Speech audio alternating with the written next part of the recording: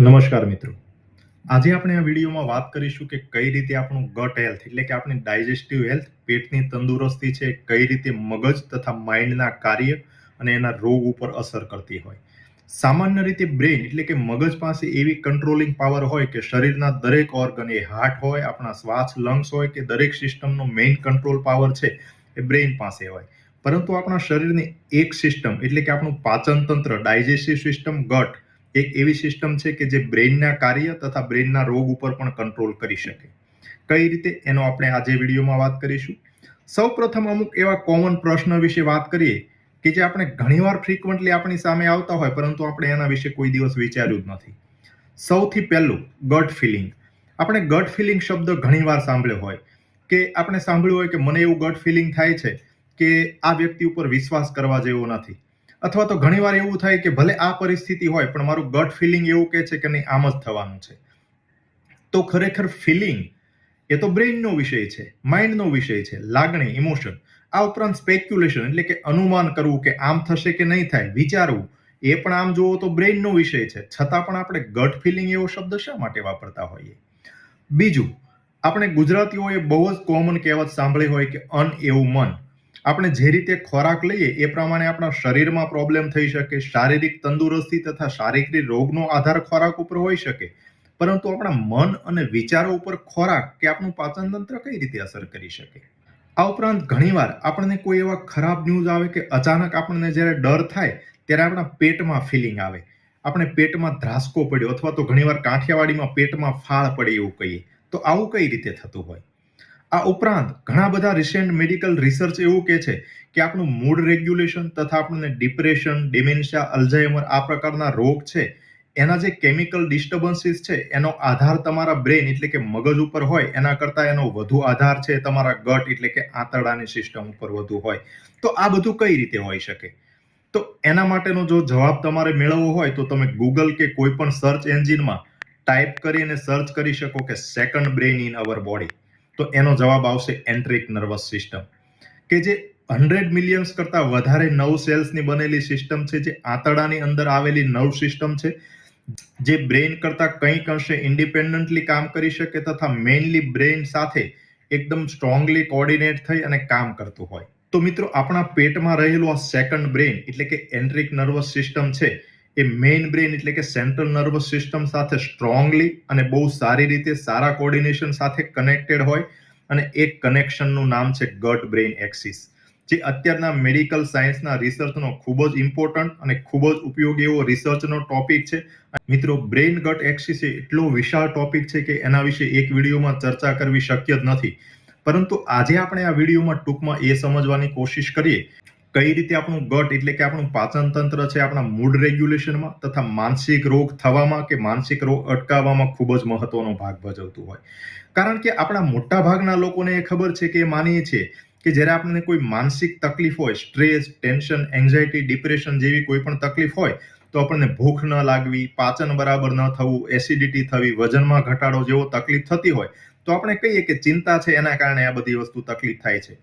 પરંતુ આનાથી ઊંધી ફેક્ટ એટલે કે આનાથી વાઇસ વર્સા જે હકીકત છે એનાથી આપણે મોટા ભાગના લોકો અજાણ હોઈએ છીએ કે ખરેખર આપણું ગટ હેલ્થ એટલે કે જ્યારે આપણા આંતરડામાં પ્રોબ્લેમ હોય, આપણા ખોરાકમાં પ્રોબ્લેમ હોય તો એના લીધે આપણું મૂડ રેગ્યુલેશન છે એ ડિસ્ટર્બ થતું હોય અને એના લીધે સ્ટ્રેસ, ટેન્શન, ડિપ્રેશન, એન્ઝાયટી આ પ્રકારના માનસિક રોગ થવાની, આ ઉપરાંત અલ્ઝાઇમર, ડિમેન્શિયા આ પ્રકારના બ્રેઇનના રોગ થવાની શક્યતાઓ પણ વધુ રહેતી હોય. મિત્રો, બ્રેઇન ગટ એક્સિસને સમજતા પહેલા આપણે એક ટોપિક સમજવો ખૂબ જ મહત્વનો છે અને એ છે ગટ માઇક્રોબાયોટા.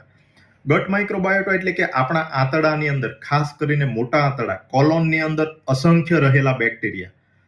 એવું કહી શકાય કે આપણું હ્યુમન બોડી એટલે કે આપણું શરીર છે એ અંદાજિત 30 થી 40 ટ્રિલિયન સેલ્સનું બનેલું હોય, જ્યારે આપણા આંતરડાની અંદર જ તે અંદાજિત 20 થી 100 એટલે ઓન એવરેજ 50 થી 60 ટ્રિલિયન બેક્ટેરિયા રહેલા હોય.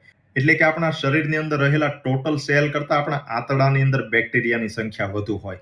અને આ માઇક્રોબાયોટા છે અત્યારના મેડિકલ સાયન્સનો એટલો ઇમર્જિંગ રિસર્ચનો ટોપિક છે કે અમુક રિસર્ચ સાયન્ટિસ્ટે તો આને એક અલગથી ઓર્ગન જ તે નામ આપેલું છે. જે રીતે આપણે લીવર એક અંગ છે, ઓર્ગન છે, એનું સ્પેસિફિક ફંક્શન છે, કિડની એક ઓર્ગન છે, હાર્ટ, લંગ, જે રીતે દરેક ઓર્ગન અને સ્પેસિફિક કામ કરે એ જ રીતે આપણા આંતરડાની અંદર રહેલા માઇક્રોબાયોટા એટલે કે જે આ ગટ બેક્ટેરિયા છે એ પણ એટલું ઇમ્પોર્ટન્ટ અને પર્ટિક્યુલર કામ કરતું હોય. તો નોર્મલી જે આ ગટ એટલે કે આંતરડાની અંદર રહેલા બેક્ટેરિયા છે એની અંદર ડાયવર્સિટી હોય એટલે કે અનેક પ્રકારના વિવિધ પ્રકારના બેક્ટેરિયા હોય. એની અંદર અમુક બેક્ટેરિયા હેલ્ધી બેક્ટેરિયા હોય જે આપણા શરીરના નોર્મલ ફંક્શન માટે ખૂબ જ મહત્વના હોય. અમુક બેક્ટેરિયા છે અનહેલ્ધી બેક્ટેરિયા હોય. પરંતુ આ બે બેક્ટેરિયાનું સંતુલન હોવું એ ખૂબ જ મહત્વનું છે, જે નોર્મલ આપણા ડાયજેસ્ટિવ તથા ઓવરઓલ હેલ્થ માટે ખૂબ જ મહત્વનું હોય. કારણ કે આ બેક્ટેરિયા છે આપણા ખોરાકમાં જે આપણે ખાઈએ છીએ એમાંથી ફીડ કરે અને એ બેક્ટેરિયા છે અનેક પ્રકારના કેમિકલ્સ પેદા કરતા હોય જે આપણા હેલ્થ ઉપર ખૂબ જ અસર કરતા હોય. મિત્રો, બ્રેઇન ગટ એક્સિસનું જો આપણે બીજું પાસું સમજવું હોય તો આપણે મેઇન સેન્ટ્રલ નર્વસ સિસ્ટમ એટલે કે બ્રેઇન, અને આપણે જોયું કે આપણા શરીરની અંદર આવેલું સેકન્ડ બ્રેઇન એટલે કે એન્ટ્રિક નર્વસ સિસ્ટમ, પેટમાં આવેલી નર્વસ સિસ્ટમ એ કઈ રીતે એકબીજા સાથે કનેક્ટ થઈ, કઈ રીતે એકબીજા સાથે જોડાય અને બ્રેઇન ગટ એક્સિસ ક્રિએટ કરતા હોય. તો એ બ્રેઇન ગટ એક્સિસના મેઇનલી 3 પિલર હોય. સૌથી પહેલું છે વેગસ નર્વ, જે સિમ્પેથેટિક પેરાસિમ્પેથેટિક નર્વસ સિસ્ટમનું કામ કરતી હોય. વેગસ નર્વ એટલે એવું કહી શકાય કે બ્રેઇન અને આપણું એન્ટ્રિક નર્વસ સિસ્ટમ બે વચ્ચેનું ડાયરેક્ટ લેન કેબલ, જે એકબીજા સાથે ડાયરેક્ટલી કનેક્શન હોય, જેના સાથે આપણું મેઇન બ્રેઇન અને આપણું સેકન્ડ બ્રેઇન છે એ બંને એકબીજા સાથે કોર્ડિનેશન કરી અને ડાયરેક્ટલી કનેક્ટેડ હોય. આ ઉપરાંત બીજું છે હોર્મોન અને ન્યુરોટ્રાન્સમીટર, એટલે કે આપણા આંતરડાની અંદર આંતરડાની દિવાલમાં રહેલા સેલ્સ તથા માઇક્રોબાયોટા જે હોય એ અમુક પ્રકારના હોર્મોન અને ન્યુરોટ્રાન્સમીટર બનાવતા હોય, જે બ્લડમાં ભળી અને બ્રેઇનમાં જઈ અને બ્રેઇન ઉપર અફેક્ટ કરતા હોય. અને ત્રીજું છે ઇમ્યુન સિસ્ટમ, એટલે કે આપણા આંતરડાની અંદર રહેલા સેલ્સ અને માઇક્રોબાયોટા આપણું ઇમ્યુન મોડ્યુલેશન એટલે કે રોગ પ્રતિકારક શક્તિનું નિયંત્રણ કરતા હોય. તો આ 3 રીતે આપણું મેઇન બ્રેઇન અને આપણું સેકન્ડ બ્રેઇન એટલે કે એન્ટ્રિક નર્વસ સિસ્ટમ એકબીજા સાથે કનેક્ટેડ હોય, કોર્ડિનેટ કરતા હોય, જેને આપણે બ્રેઇન ગટ એક્સિસ કહી શકાય. તો મિત્રો, બ્રેઇન ગટ એક્સિસ એટલે કે આ બંને વચ્ચેનું કોમ્યુનિકેશન સમજ્યા પછી આપણે વિડીયોમાં ડિટેલમાં સમજીએ કે કઈ રીતે આપણું ગટ હેલ્થ એટલે કે આપણી ડાયજેસ્ટિવ સિસ્ટમ કે આપણો ખોરાક છે કઈ રીતે બ્રેઇન ફંક્શન કે મૂડ રેગ્યુલેશનમાં અગત્યનો ભાગ ભજવતું હોય. તો એની અંદર સૌથી પહેલું છે રોલ ઓફ ન્યુરોટ્રાન્સમીટર. આપણા શરીરમાં બનતું સિરોટોનિન જેને આપણે હેપી હોર્મોન્સ પણ કહેતા હોય, જે આપણું મૂડ રેગ્યુલેશનમાં ખૂબ જ મહત્વનો ભાગ ભજવતું હોય. અને જ્યારે શરીરમાં સિરોટોનિન ઓછું થાય તો એના કારણે ડિપ્રેશન થતું હોય. જે આ સિરોટોનિન છે એ ભલે આપણે બ્રેઇન ઉપર કામ કરે, પરંતુ સિરોટોનિનનો 90 થી 95% પ્રોડક્શન છે એ આપણા આંતરડામાં થતું હોય. આંતરડામાં રહેલા એન્ટ્રોક્રોમોફિન નામના જે સેલ્સ હોય 90 થી 95% સિરોટોનિન છે આંતરડામાં બનતું હોય, આપણા બ્રેઇનમાં નહીં. એટલે કે આપણો મૂડ કેવો રહેશે, આપણને ડિપ્રેશન થશે કે નહીં, એનો મેઇન આધાર છે આપણા આંતરડાની હેલ્થ ઉપર એટલે કે આપણી ગટ હેલ્થ, ડાયજેસ્ટિવ હેલ્થ ઉપર હોય, નહીં કે આપણા બ્રેઇનના કેમિકલ ઉપર. આ ઉપરાંત બીજા ન્યુરોટ્રાન્સમીટર જોઈએ તો એની અંદર ડોપામિન વિશે જોઈએ તો આપણને મોટા ભાગને ખબર છે કે ડોપામિન છે મેઇન આપણી રિવોર્ડ સિસ્ટમ ઉપર ફંક્શન કરે, અને જે મોટિવેશન માટે કામ કરતું મેઇન ન્યુરો સબસ્ટન્સ છે એ છે ડોપામિન. આ ઉપરાંત બીજું ન્યુરોટ્રાન્સમીટર છે ગાબા, જે આપણા બ્રેઇન ઉપર કામિંગ ઇફેક્ટ આપે, એટલે કે આપણા મગજને શાંત રાખે, ફિયર સામે, સ્ટ્રેસ સામે પ્રોટેક્શન આપતું હોય, એ ફંક્શન છે ગાબા ન્યુરોટ્રાન્સમીટરનું હોય. અને ત્રીજું છે અમુક પ્રકારના શોર્ટ ચેઇન ફેટી એસિડ, જે બ્રેઇનના ફંક્શન ઉપર અસર કરતું હોય અને બ્રેઇનના ફંક્શન માટે ખૂબ જ મહત્વનો રોલ પ્લે કરતું હોય. તો આ 3 ન્યુરોટ્રાન્સમીટર છે એનું પ્રોડક્શન તથા એનું પ્રોડક્શનનું જે મોડ્યુલેશન છે એ ગટમાં રહેલા માઇક્રોબાયોટા દ્વારા થતું હોય. એટલે કે જ્યારે ગટ માઇક્રોબાયોટા હેલ્ધી હોય ત્યારે આ પ્રકારના ન્યુરોટ્રાન્સમીટરનું પ્રોડક્શન છે એ યોગ્ય રીતે થઈ શકે. આ ઉપરાંત બીજી મિકેનિઝમ છે મોડ્યુલેશન ઓફ સ્ટ્રેસ રિસ્પોન્સ, એટલે કે આપણને જ્યારે સ્ટ્રેસ આવે ત્યારે બ્રેઇન એને કઈ રીતે હેન્ડલ કરે, એનું શરીર કઈ રીતે રિસ્પોન્સ કરે, એનું મોડ્યુલેશન છે ગટ દ્વારા થતું હોય. આપણે હમણાં પહેલા પણ જોયું કે આપણે ગમે ત્યારે અચાનક સ્ટ્રેસ આવે તો પેટમાં ધ્રાસકો પડે, પેટમાં ફાળ પડે. એ શા માટે થાય? કારણ કે સ્ટ્રેસનું મોડ્યુલેશન છે એ પણ ગટમાંથી પેદા થતા અમુક ન્યુરોટ્રાન્સમીટર તથા અમુક કેમિકલ દ્વારા થતું હોય. આ ઉપરાંત ત્રીજી મિકેનિઝમ છે ઇમ્યુન પાથવે, એટલે કે આપણી ઇમ્યુનિટી, રોગ પ્રતિકારક શક્તિને મોડ્યુલેશન કરવાની કેપેસિટી.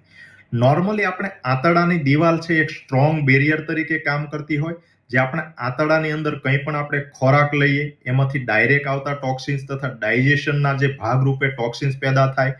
આ ઉપરાંત ગટમાં રહેલા અમુક અનહેલ્ધી બેક્ટેરિયા હોય એના ફર્મેન્ટેશનથી જે ટોક્સિન્સ પેદા થતા હોય એ લોહીમાં ભળતા અટકાવવાનું જે મેઇન બેરિયર તરીકેનું ફંક્શન છે એ આંતરડાની દિવાલ છે પ્રોપરલી ફંક્શન તો જ કરી શકે કે જ્યારે આપણા આંતરડાની દિવાલની કન્ડિશન હેલ્ધી હોય, સારી હોય. હવે જ્યારે આંતરડાની દિવાલમાં કોઈ પણ તકલીફ થાય ત્યારે કે આપણા ગટના લ્યુમેનની અંદર રહેલા જે ટોક્સિન્સ છે એ લોહીમાં ભળી અને બ્રેઇનમાં જતા હોય અને બ્રેઇનમાં એ ખરાબ ઇફેક્ટ કરતા હોય. એટલે આ રીતે આંતરડાની દિવાલની હેલ્થ છે એ બ્રેઇનને આ ટોક્સિન્સથી પ્રોટેક્શન કરવા માટે ખૂબ જ મહત્વનો રોલ પ્લે કરતી હોય. જ્યારે આંતરડાની દિવાલમાં કોઈ પણ ડિઝીઝ થાય, સોજો આવે અને ખાસ કરીને અમુક સમયે જ્યારે આ હેલ્ધી બેક્ટેરિયા માઇક્રોબાયોટા છે એના પોપ્યુલેશનમાં ડિસ્ટર્બન્સ થાય અને અનહેલ્ધી બેક્ટેરિયા જ્યારે આંતરડાની અંદર વધી જાય ત્યારે આંતરડાની દિવાલમાં ઇન્ફ્લામેશન થાય અને અનેક પ્રકારના ટોક્સિન્સ અને સાયટોકાઇન્સ છે એ પેદા થતા હોય, જે આંતરડાની દિવાલનું બેરિયરનું ફંક્શન હોય એ વીક થાય. એટલે કે આંતરડાની દિવાલ છે લીક થઈ જાય, જેને લીકી ગટ કહી શકાય. એના લીધે જે આ ટોક્સિન્સ પેદા થાય એ બ્લડમાં ભળી અને બ્રેઇનમાં જતા હોય અને આ ટોક્સિન્સ છે બ્રેઇનની અંદર ઘણી ખરાબ ઇફેક્ટ કરતા હોય. એના લીધે આપણા મૂડ રેગ્યુલેશનનું ડિસ્ટર્બન્સ થાય તથા ઘણા બધા સાયન્ટિફિક એવિડન્સ એવા છે કે જે આંતરડામાં રહેલા ટોક્સિન્સ બ્રેઇનમાં જઈ અને એના લીધે અલ્ઝાઇમર ડિઝીઝ તથા ડિમેન્શિયા જેવા રોગ થવાની શક્યતાઓ વધુ રહેતી હોય. તો મિત્રો, આ તો મેઇનલી 3 મિકેનિઝમ છે કે જેના દ્વારા જે ગટ છે આપણા બ્રેઇનને પ્રોટેક્શન કરતું હોય તથા બ્રેઇનના ફંક્શનને અફેક્ટ કરતું હોય. પરંતુ બ્રેઇન ગટ એક્સિસની અંદર ઘણા બધા માઇનર કોમ્યુનિકેશન અને વેઝ મિકેનિઝમ હોય કે જેના દ્વારા આપણું ગટ હેલ્થ એટલે કે આપણી ડાયજેસ્ટિવ હેલ્થ છે એ બ્રેઇનના ફંક્શનમાં તથા બ્રેઇનના હેલ્થમાં, મેન્ટલ હેલ્થમાં ખૂબ જ મહત્વનો રોલ પ્લે કરતી હોય. તો મિત્રો, યાદ રાખો, તમે કંઈ પણ ખોરાક લ્યો તો એ માત્ર તમારી ડાયજેસ્ટિવ હેલ્થ કે શરીરની હેલ્થને અફેક્ટ નથી કરતું, પરંતુ તમારી મેન્ટલ હેલ્થ, બ્રેઇન ફંક્શન ઉપર પણ ખૂબ જ અગત્યનો રોલ પ્લે કરતું હોય. અને બીજું યાદ રાખો કે જ્યારે આપણે ખોરાક લઈએ છીએ ત્યારે તમે માત્ર પોતાના શરીરને ફીડ નથી કરતા, પરંતુ તમારા આંતરડાની અંદર રહેલા માઇક્રોબાયોટા એટલે કે ગટ બેક્ટેરિયા, જે અત્યારના મેડિકલ સાયન્સના મત મુજબ એક ઓર્ગન તરીકે કામ કરતું હોય, એને પણ તમે ફીડ કરો છો.